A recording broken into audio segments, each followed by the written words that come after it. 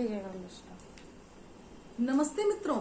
Colours of emotions के हमारे channel में आज आपका फिर से स्वागत है। और आज का विषय जो हम लेके आए हैं वो विषय एक ऐसा विषय है जो हमारे मन को उद्वेलित करता है या मन को दुखी करता है या जिससे हमारा मन अक्सर परेशान हो जाता है। आप सोचेंगे ऐसा कौन सा विषय है, तो विषय ये है कि हमारे आसपास हमारे संपर्क में कई बार ऐसे लोग आते हैं जो कि कलह करने की प्रवृत्ति से ग्रस्त होते हैं। अब इस प्रकार के लोग हमारे वर्क स्टेशन पे भी हो सकते हैं, हमारे घर में भी हो सकते हैं, हमारे पड़ोस में भी हो सकते हैं, कहीं पर भी हो सकते हैं। पर विषय यहाँ पर यह है कि ऐसे लोगों से कैसे बचा जाए या ऐसे लोगों को हैंडल कैसे किया जाए, क्योंकि ये वो समस्या है जिसका निवारण करना थोड़ा पेचीदा है, मुश्किल है। और मुश्किल चीजों को सुधारने के लिए, उनको सही ढंग से प्रयोग में लाने के लिए, सही करने के लिए, व्यवस्थित करने के लिए उस पर विचार करना अनिवार्य है। बात यह आती है कि अगर हमारे आसपास ऐसे लोग हैं जो अक्सर ईर्ष्या करते हैं, द्वेष करते हैं, हमारी प्रकृति से चलते हैं या वो चाहते ही नहीं है कि हम उनके साथ व्यवहार करें, तो इस प्रकार के लोग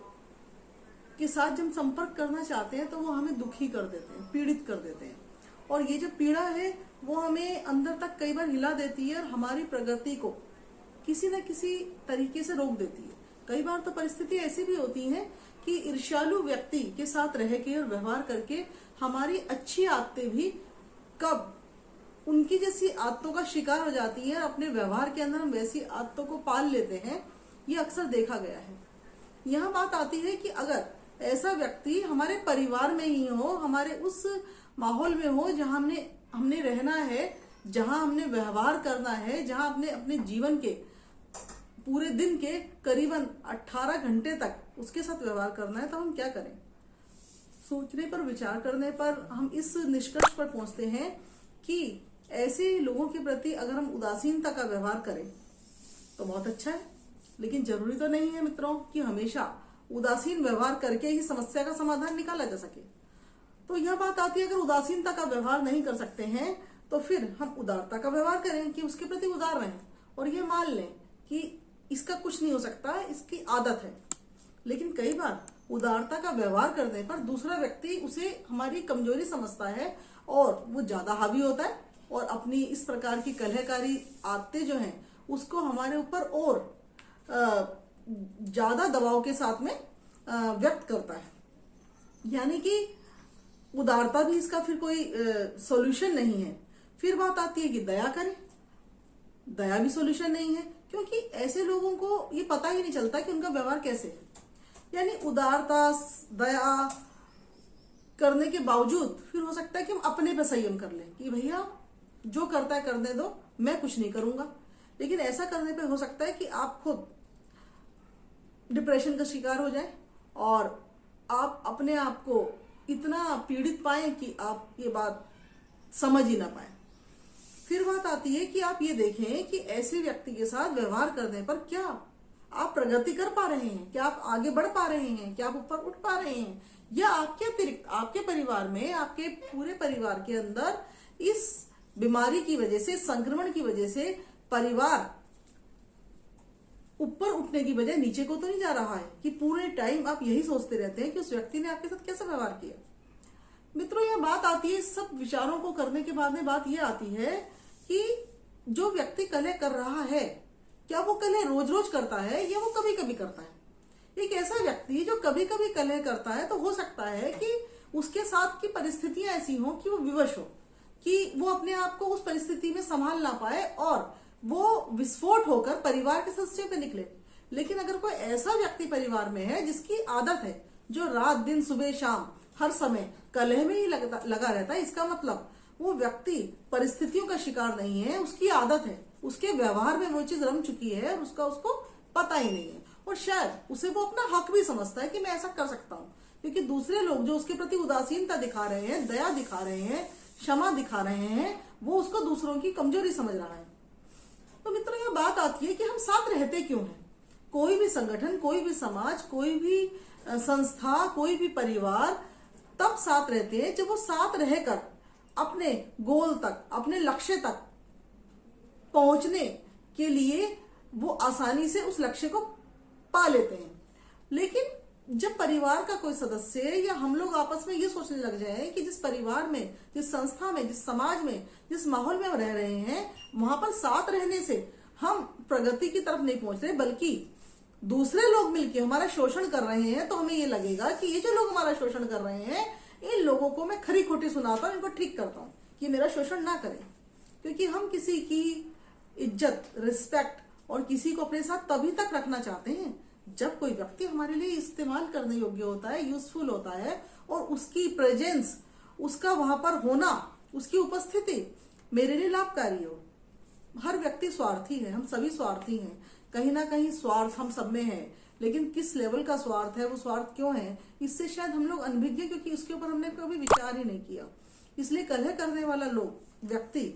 कलह तब करता है जब दूसरा व्यक्ति जिससे वो कलह कर रहा है उसके बारे में वो ये सोचता है कि ये मेरे जीवन के अंदर एक समस्या है, इस समस्या को मैं कब निकाल के बाहर फेंकूं। और दूसरा व्यक्ति ये समझता है कि ये मेरा परिवार है, ये मेरी ऑर्गेनाइजेशन है, ये मेरा वर्क प्लेस है, हम सब मिलकर अगर काम करेंगे तो हमारे काम की स्पीड बढ़ जाएगी। अब दोनों व्यक्तियों के सोचने के जो दृष्टिकोण है उसमें अंतर होने की वजह से उनका विवाद चले जा रहा है। लेकिन सबसे बड़ी समस्या मित्रों तब जन्म लेती है जब एक शांत रहने वाला व्यक्ति, जो कलह करने में विश्वास नहीं रखता, जो सबको समान दृष्टि से देखता है, जिसके लिए हर व्यक्ति की यूजफुलनेस है, जब वो व्यक्ति इस कलह करने वाले व्यक्ति से संक्रमित हो जाता है और उसके कलह करने की प्रवृत्ति उसके अंदर आनी शुरू हो जाती है, उसे वो धारण करने लग जाता है, तो उसकी भी जो व्यक्त करने की जो तरीका है वो कुछ वैसी जब शेप ले लेता है, आकृति ले लेता है जो कलह करने वाले में, तो वो बाकी लोगों के लिए समस्या का विषय बन जाता है। और जब स्थिति इस लेवल पे आती है कि संक्रमण फैलने लगता है, तब उस स्थिति को विचार करके रोकना चाहिए। अब यह बात आती है कि कलह करने वाले व्यक्ति से हम अपने आप को कैसे बचाएं। तो मित्रों, इसका जो हमने शुरू में एक बात कही थी कि हम उससे संवाद करें, वहीं पर हम चीजों के आगे उन चीजों को रोकते हैं कि कलह करने वाले व्यक्ति से हम अपने संवाद को कम करें। हम कोशिश करें उससे संवाद ना करें, हम कोशिश करें कि उससे एक दूरी बनाकर रखें, जिससे कि हमारा उससे बार बार आपस के अंदर बातचीत करने का व्यवहार ना हो। और इससे बड़ी बात यह कि हम अपने आप को इतना यूजफुल बनाएं, हम इस बीमारी का संक्रमण से ग्रस्त ना हो, अपनी अच्छाइयों का ना छिड़े। अगर एक कलह करने वाला है तो ये नहीं कि मैं उसके कलह को देख के मैं भी उससे कलह करने लगूं, नहीं, बल्कि जो मेरी अच्छाइयां हैं, जो मेरी मूल प्रवृत्ति है, अगर वो अच्छी है तो मैं उस प्रवृत्ति को ही बढ़ावा दूं। मैं अपना समय इस कलह में ना फंसाकर ये कोशिश करूं कि मैं इससे अपना और अधिक विकास कैसे कर सकता हूं। जब मैं अपने विकास के बारे में सोचूंगा तो हो सकता है कलह करने वाला व्यक्ति मेरे लिए इंस्पिरेशन बन जाए और उसके कलह से प्रभावित होकर मैं और दुगनी गति से प्रगति करूं, मैं अपना उत्थान करूं, और फिर उस व्यक्ति को जो कलह करके मुझे एक अनयूजफुल चीज मानता है, ये मानता है कि मेरी प्रेजेंस आवश्यक नहीं है, मैं उस पर एक बोझ हूं, उसे समझ में आए कि ये व्यक्ति तो आगे बढ़ रहा है और वो आपके आचरण को देख के अपने आचरण में भी कुछ सुधार लाए और वो सोचे कि मैं भी अब आगे बढ़ के दिखाऊंगा। यानी हमने एक स्वस्थ कंपटीशन की भावना पैदा कर दी है। हमने कलह में फंसकर आपस में वाद विवाद प्रतियोगिता शुरू नहीं करनी है, क्योंकि जिन परिवारों के अंदर कलह होता है वहां पर विकास नहीं होता। और यही कारण है कि ऐसी संस्थाएं, ऐसा समाज, ऐसा परिवार जहां पर लोगों के बीच के अंदर द्वेष भावना, ईर्ष्यालु भाव होते हैं, जेलस के भाव होते हैं, वहां पर उनकी प्रगति अक्सर रुक जाया करती है। और प्रगति के अंदर वही लोग सम्मिलित नहीं है जो इस दुर्भावना का, इस संक्रमण का शिकार है, बल्कि आने वाली आगे की पीढ़ियां जो इन सब चीजों को एक मूक दर्शक की तरह देख रही हैं, वो भी इन चीजों से सीख रही है। इसलिए मित्रों, यह बात आती है कि ऐसे लोगों का, अगर आपको लगता है कि वो बहुत ज्यादा अपनी सीमाओं को लांघ रहे हैं, तो कई बार परिस्थिति ऐसी भी होती है कि उनको बता दिया जाए, उनको उत्तर भी दिया जाए कि जो आप करते हो इसका दूसरे के मन पर क्या प्रभाव पड़ता है, उससे दूसरे को कितनी पीड़ा होती है। और अपनी बात को बहुत ही भारी तरीके से, पूरी शक्ति के साथ बताना चाहिए और अपने पॉइंट ऑफ व्यू को रखना चाहिए। और इसके अलावा अगर फिर भी ऐसी परिस्थितियों में उस वर्क प्लेस के ऊपर काम करना मुश्किल है तो हमें प्रयास करना चाहिए कि हम उस क्षेत्र से अपने आप को दूर कर लें और उससे दूर करते हुए ही आगे बढ़ने का सिलसिला जारी रखें। लेकिन कई बार ऐसे लोगों के प्रति उदारता का भाव जो हमने कहा कि अपनाना चाहिए, वो जरूर अपनाना चाहिए जब उस व्यक्ति के व्यवहार से उसके अपने निकटवर्ती लोग भी पीड़ित हो। तो कोशिश करनी चाहिए कि उनकी समस्या को देखते हुए या तो उसका इलाज करवाया जाए या देखा जाए कि इसकी ये प्रवृत्ति जन्म कहाँ से ले रही है, इसका कारण क्या है। और यदि तब भी समस्याएं नहीं सुलझती हैं तो उसके अंदर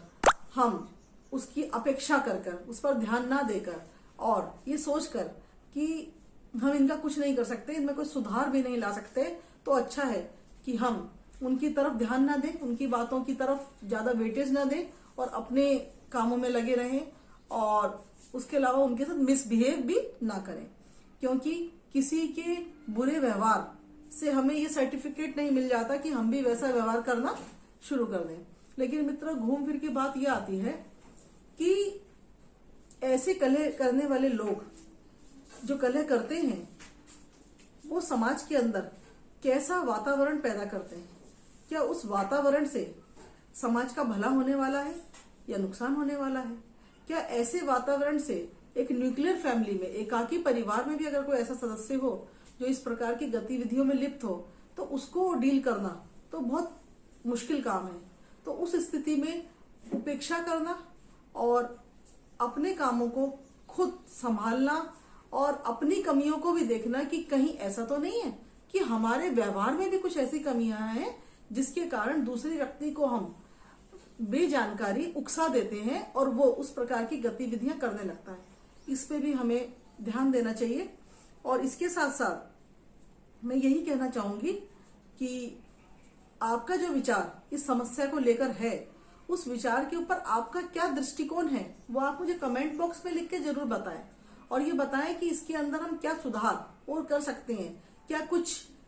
सॉरी, क्षमा कर दे जैसे मैजिकल शब्द का प्रयोग करके हम कलह करने वाले व्यक्ति को शांत कर सकते हैं, या हम अपने किसी एक्शन से उसे ये बता सकते हैं कि उसकी इस प्रवृत्ति की वजह से कितनी सारी समस्याएं पैदा हो रही हैं, कितने सारे रोग परिवार में लग रहे हैं, हमारा विकास रुक रहा है। इन सब बातों पर आपका क्या दृष्टिकोण है, आप प्लीज मुझे कमेंट बॉक्स में लिखकर ये बताइए। और इसके साथ साथ मेरे इस चैनल को शेयर और सब्सक्राइब करना ना भूलिए। और अगली चर्चा के लिए आपसे फिर मिलेंगे, तब तक के लिए आपसे लेती हूं मैं विदा।